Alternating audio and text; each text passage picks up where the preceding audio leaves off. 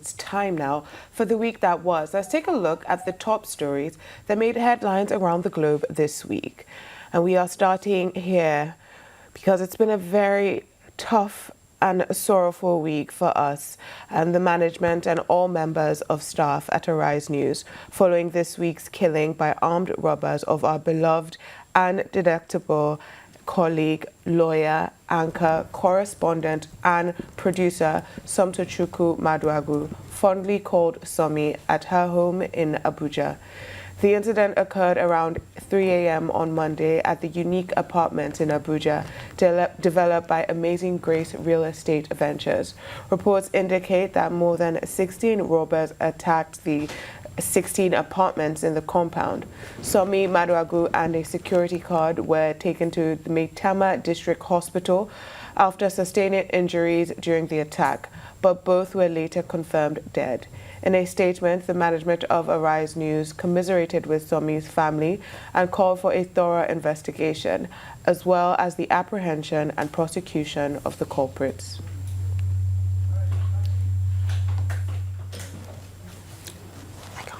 Before her broadcasting career, 29-year-old Somi Maduagu, a lawyer, was the face of the pageant industry. Arise correspondent Ferdinand Duroha reports.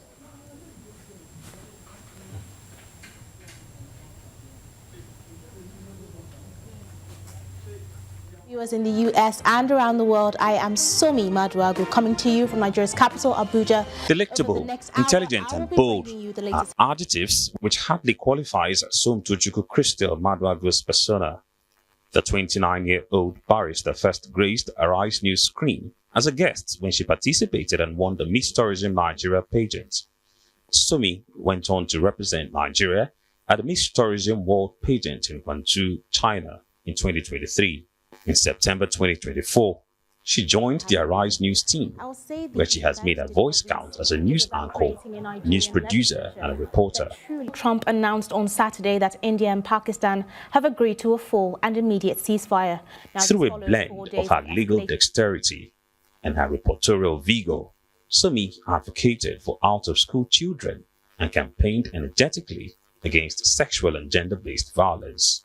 One of her most recent coverages was the submission of Memorandum for Reserved Seats for Women's Bill, held on the 21st of September. I'll say the event did not really touch on the hindrances, but just from my study of, the lack of women in Nigerian politics and leadership in general, I would say Somi, alongside millions of other Nigerian women, advocated for a stronger representation for Nigerian women at the National Assembly. Somi's voice is now silent, but our spirit, passion and legacy will endure as part of our collective memory. Girls are properly educated and that there are less children out of school in Nigeria. From the presidential villa, Somi Maduagu, Arise News. How does it work? Kachi, I know that this is a very, very somber thing to discuss. Somi lived a good life. So tragic, so disheartening that she had to live the way that she did, but we can't stop mourning her, and at the same time we can't stop talking about her legacy. I know that both of you were in Abuja, and of course you will have connected very well with Somi. When we hear things like this about our country, cases of armed robbery, lack of due diligence when it comes to investigation, and basic security things, it reminds us also of things that are lacking in an important city like Abuja. And I hope that this will draw attention to what is lacking. I joined the Arise management in asking that a thorough investigation be carried out. We will continue to mourn her. We'll continue to celebrate her. May Somi find peace, but also may she find justice. Kachi, I know that you're touched. I can't say anything. I get the point. I can't say anything. I can't. It is well. Yes, it's been a very tough week, I think, for a lot of us here at Arise. I met Somi in Abuja, and she was very kind, and she was very passionate about Nigeria. We have quite a few friends in common outside of Arise News. And the one thing was that she was passionate about Nigeria. She was passionate about Nigerian women. Sometimes you feel that the work would be worth it, and for someone's life to be snubbed out in the way that hers was, it's a tragedy.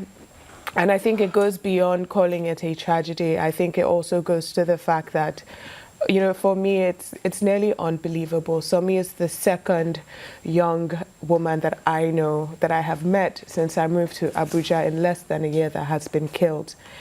And that's something that I always try and remind people.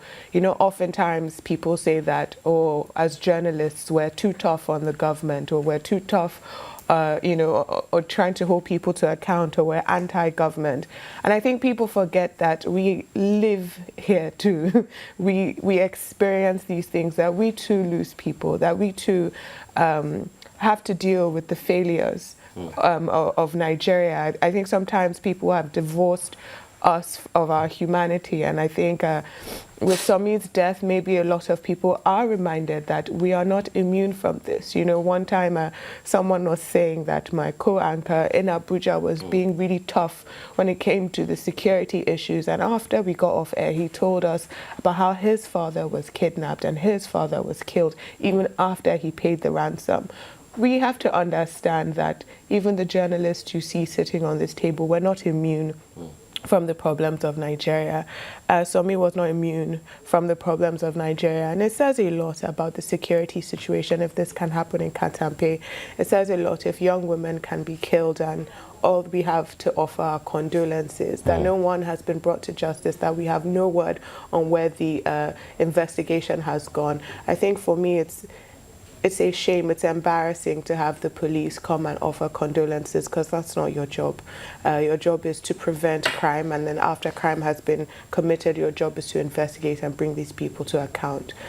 I know us here at Arise want to offer our condolences to everyone who knew Somi, who loved her, to her family, her younger siblings and her friends.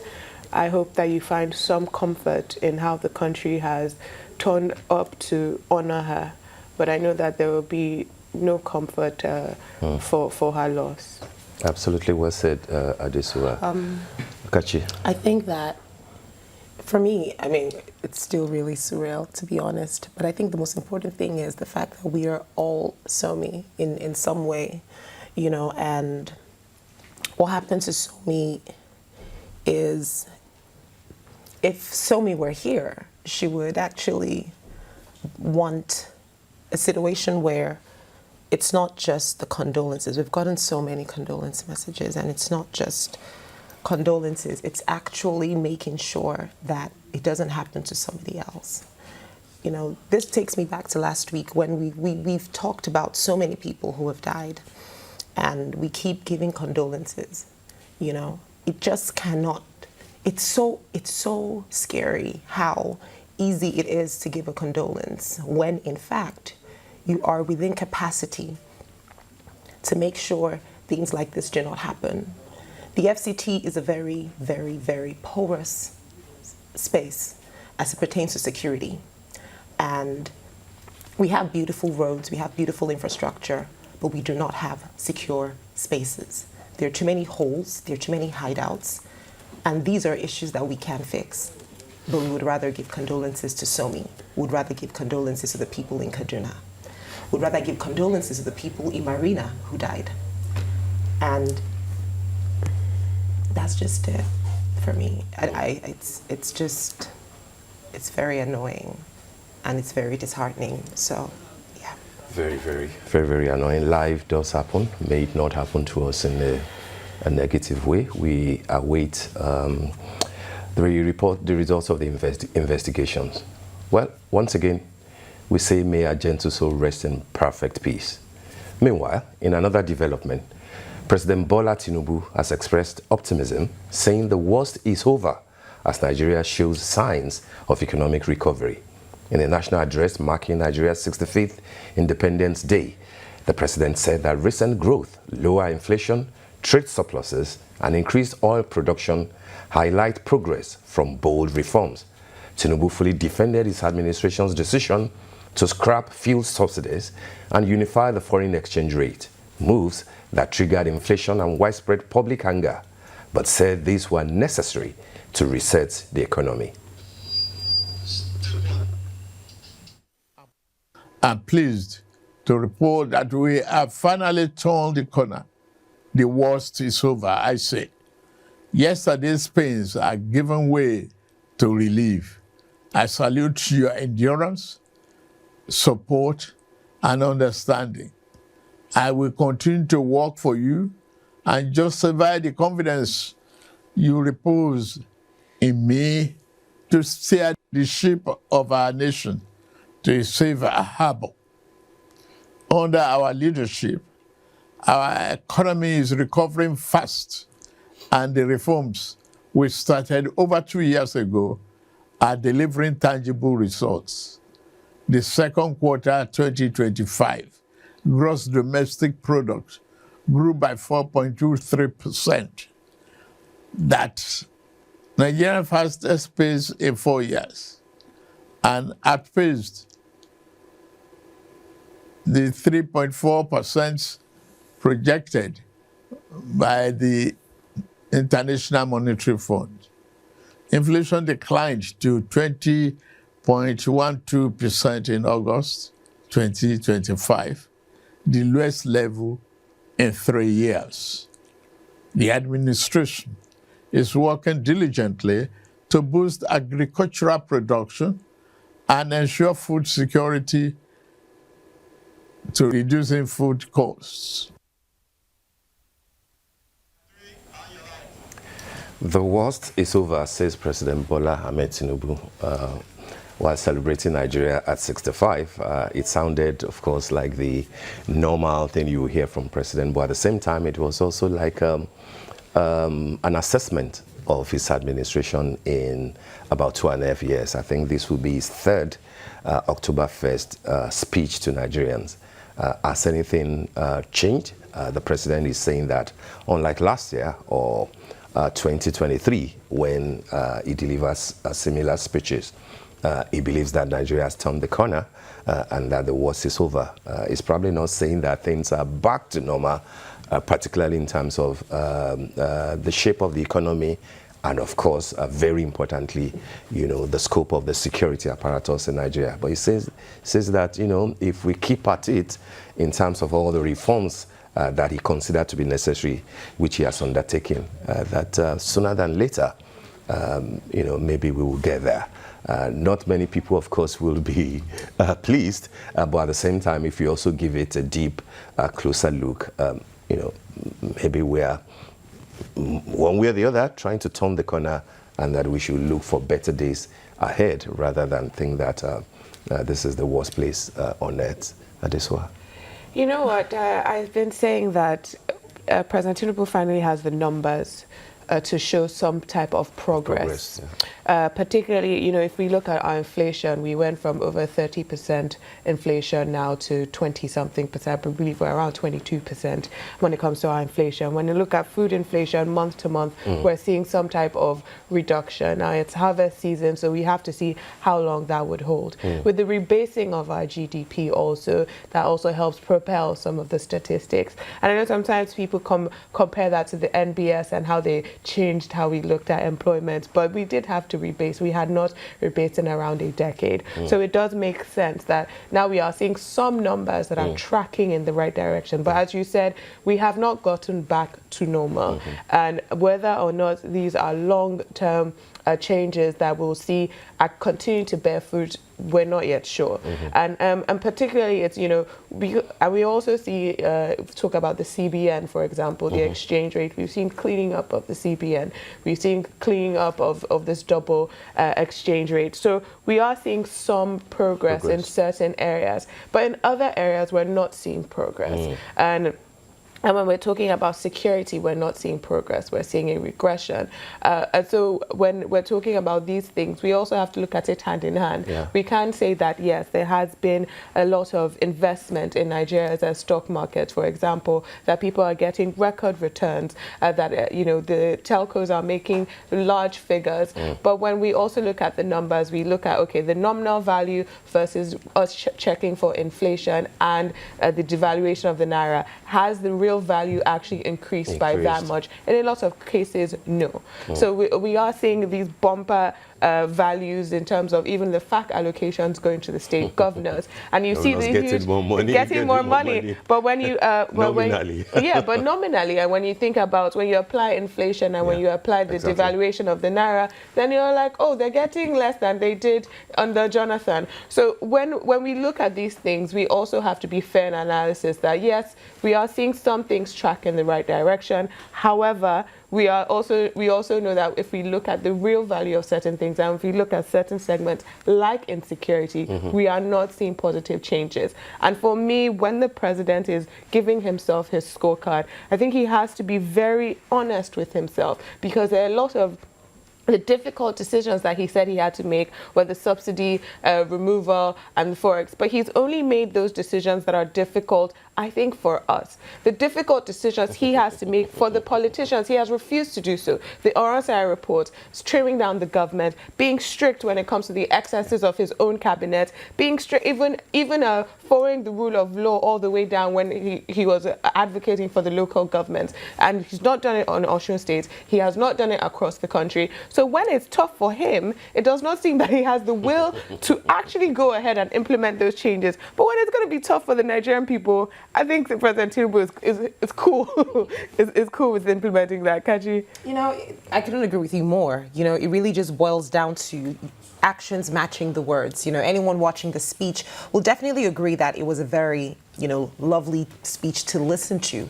But when you translate that to the actual reality of Nigerians, can Nigeria say the same? I think the Nigerians are very loving people. Nigerians absolutely love Nigeria, and they want to live and love Nigeria even more. And I think that our leaders need to make it easier for Nigerians to do that, whether it is in their businesses, whether it is in their day-to-day activities, in securing the nation for the people.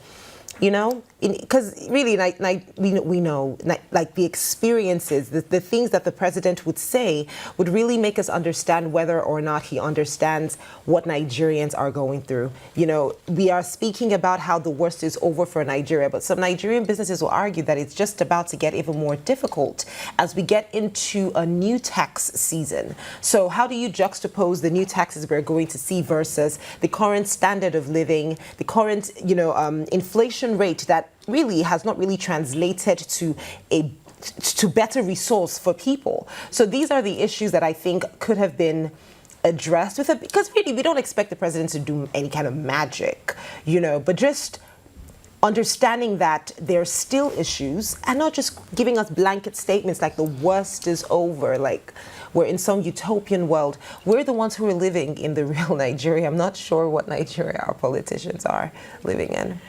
Well, I'm not sure. That's a good point. Well, in a related development, Nigeria's iconic National Arts Theatre in Igamu in Lagos is now wearing a fresh look after 4 years of renovation. This was officially reopened by President Bola Tinubu. The landmark event, which coincided with the nation's 65th Independence Day celebration, also marked the renaming of the national monument as the Wole Soyinka Center for Culture and Creative Arts in honor of Africa's first Nobel laureate. The president, who described the project as dear to his heart, announced the creation of an artist endowment fund to be managed by the Central Bank of Nigeria, promising to personally contribute to it. The renowned Center of Performing Arts is now expected to regularly host big cultural and artistic events, as exemplified by the recent Bolanle Austin Peters command performance of Fela and the Kalakuta Queens there. And you were there, yes? I was there. I was not in Lagos on the eve of it on Tuesday, but I had to return for that thing because of the importance that the National Theatre, holds in my heart. I was in the National Theatre, I believe, in 1991 or 1992 when the event that led to the gradual, shall we say, disintegration or something like that, when I think it was Ogunde's Aye that was screened at the main hall. And then there was a stampede, and then somebody died, and then they had to rush somebody to the hospital. So 30-something odd years after, hearing that National Theatre is roaring back to life, I felt that, leave the politics aside, leave the issues of, how much did the Bankers Committee and the Central Bank spend, what was the role of the federal government or the Lagos state government. I just like the fact that the National Theatre was roaring, back to life. And I commend everybody that has been involved in making that national monument, that edifice, return to life. I salute the fact that, in the president's wisdom, it is Professor Wole Soyinka, our literary giant, theatre connoisseur, scholar, everything, one of the best in Africa, that the theatre has been named, after. He was there personally. The president with his wife, were also there. The artist community, everybody. But at the end of the day, for me, what was important is not just, is the National Theatre back? What was important for me that, is it back to serve the purpose for which the National Art Theatre, now Wole Soyinka Center for Culture and Creative Arts, was built for. And I think that we saw that in all the command performances on stage. For more than 30 years, the 5,000 seating capacity of the main hall was not in use at all since that, incident of 1992 or thereabout. And I saw what Bolanle Austin Peters did on that stage with her team for the command performance of Fela and the Kalakuta Queens. That was a message to the creative community that now we have a venue that we can celebrate outside of your Eco Hotel, outside of Terra Culture. The Lagos Arena is being built outside of all the centers and stores, venues that we have. This is something that will be appreciated. I'm aware, of course, that there were two major pending big shows that will have happened there this year. Bolanle Austin Peters' Lagos International Theatre Festival itself, which, because nobody was sure if it was going to be ready, has now been moved to Muzon Center.